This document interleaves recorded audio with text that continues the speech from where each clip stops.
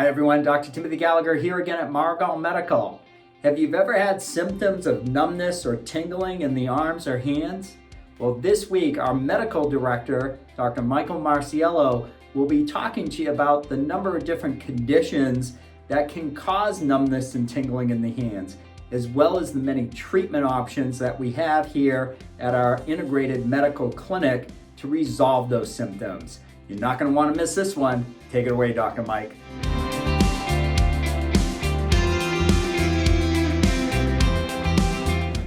Today we're talking about numbness in your arm, or maybe numbness in your hand. Well, first off, I'd like to debunk a common process of which people always say, my arm's going numb, it must be circulation. Oh, the blood supply is poor. Well, if we think about it, what causes numbness, or how does numbness get involved? Nerves. And so when we think about numbness, we have to think about the nervous system. So when we think about numbness in the arm or the hand, it has to be coming through the brain, the neck, or the arm itself. So there are a lot of reasons, a lot of causes that a person can have numbness. Most commonly, we just lean on our arm the wrong way. We're on a computer, we're leaning on our elbow, and that can put pressure upon the nerve through the elbow, and we call that ulnar neuropathy or ulnar nerve irritation. That's when numbness goes down into your small finger. You're shaking it out because hitting the funny bone. It goes through your arm to the small finger. Well, the other nerve that commonly feeds the hand is the other one that we always hear about, carpal tunnel syndrome. Well, that's where numbness is caused by pressure upon the nerve through the wrist. That's called the median nerve. The median nerve goes into the thumb side of the hand. An index finger might go numb, or your middle finger might go numb, and that's commonly because we compress our nerve at the wrist, either through tucking your hand, say from sleeping at night, or working on the computer, or doing things repetitively, and your hands are getting all swollen and your wrists are getting swollen. So that's a numbness that's focused to the hand, either the ulnar nerve or the median nerve. Well, there is another nerve in the back of the hand. It's called the radial nerve that comes in through the wrist. You broke your arm. If you had pain coming through the back of the elbow or the forearm, people get some overuse tendonitis in that forearm, irritates the nerve to the back of the hand, and you can have a little funny numbness to the back of the hand. That was not recognized as commonly, but it is out there. And so there are three nerves that get into the hand to cause numbness. But if we think about more medical reasons, we have to be cautious. We always have to have a good exam. So here at Maragal Medical, we're always thinking about the proper diagnosis. So we have our chiropractors adjust the person's neck. I have myself looking at needs for x-rays of your neck or MRI of your head and neck. So we want to make sure the nerves are not pinched or aggravated at the center portions of our spine and our brain. Well, certainly we have to be most concerned if there's a stroke concern. Well, if you have numbness in your arm with numbness in your face or the side of your eye or cheek, that's much more concern. We think about things working top down, and that might be concern for a stroke. Without question, that's a 911 call. But more commonly, we have a pinched nerve, and people say, I pinched my nerve in my neck, and you get the little, pain there.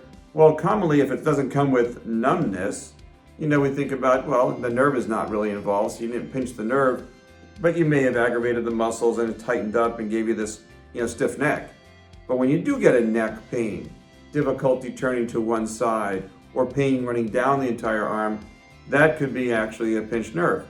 Maybe related to the arthritis of your neck, where we can do traction. We can get a cervical collar, and our chiropractors can do some good adjustments in order to make the spaces for the nerves to coming out of the neck much more room for the nerve to calm down. A disc herniation, very commonly, or a bulging disc at the neck could also irritate that nerve and also send the pain down the arm through the nerve. And that's my job to try to determine what distribution is those nerves traveling to. Certain nerves go to different muscles. The different levels of your neck will travel to different muscle groups, and it can be teased out in a sense of a good examination. And then we can work with our postural braces, our chiropractor, and our traction devices. That's going to help alleviate those nerves that are traveling into the arm. So we think about things in relation to numbness. Don't make it so it's like a numb hand in a sense, just shake it out and it goes away. We want to make sure that the understanding and the diagnosis is proper, and it can be done quite easily in the office. Think about all the things that come and go as opposed to more constant. If there's more constant numbness, we get a little more concerned. That should have an evaluation without question. But if it's repetitious and it comes and goes but frequently, so it's not there constantly but there frequently every day or 4 or 5 days a week, please do give us a call. We're going to give you a best assessment that we can to get all the answers to figure out what nerve's involved. We could do nerve testing, send you for an electrical EMG study or a nerve conduction study to tease out if there's nerve damage. If there's pressure or a kind of discomfort underneath the collarbone, we have the so-called thoracic outlet syndromes, or again, traction syndromes of our neck. If we had a deviation from a car accident where our neck went too much to one side, that can stretch the nerve, so we may not need to do the nerve test because we won't find any damage, but we have to tease it on a so-called neuropathic pain. And that's, again, my job to determine if it needs a diagnostic study or needs good treatment. So think about it. When you talk about numbness, it's not straightforward all the time. It has a lot of factors.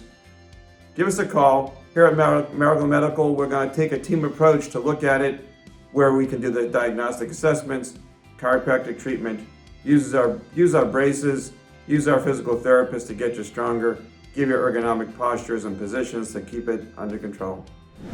That was great information, Dr. Marciello. I think you now all have a better understanding of all of the different causes that can contribute to numbness and tingling in the hand, as well as all of the different treatment options you have at Maragal Medical to resolve those symptoms. We're a unique physical medicine clinic where we combine medical care, chiropractic treatment, and physical therapy all under one roof so that you get the best care possible. We have a special interest in regenerative medicine to get to the root cause of the patient's problem and help repair damage associated with arthritis. If you like the information you saw today, please subscribe to our YouTube channel. More information about our clinic can be found on our website at maragalmedical.com, and we take most insurances. Folks, your health is your most valuable asset, and you should be able to access that asset each and every day without limitation. Let the doctors at Maragal Medical lead you on a path to wellness. Well, that's it for today.